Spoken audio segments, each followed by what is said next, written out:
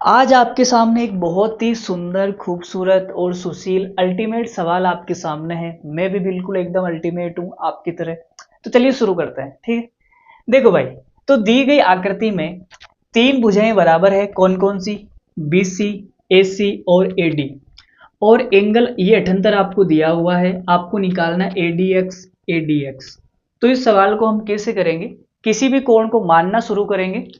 जैसे कोई सा भी मान लो भाई, मैंने कहा भाई ये कोण एल्फा है, मैंने माना ये कोण कितना है? एल्फा। अब किसी त्रिभुज में अगर दो भुजाएं समान होती है तो समान भुजाओं के सम्मुख कोण बराबर होते हैं।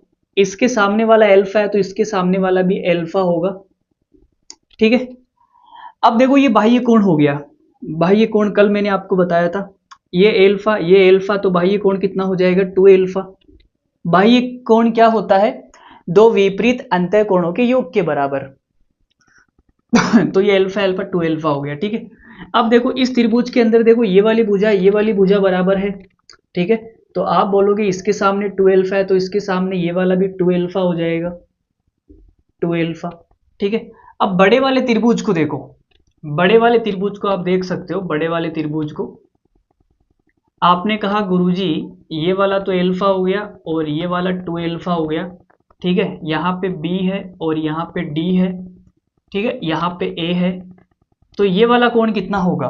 ये एल्फा है, ये 2 एल्फा है, तो ये बाह्य कोण हो गया। बाह्य कोण क्या होता है?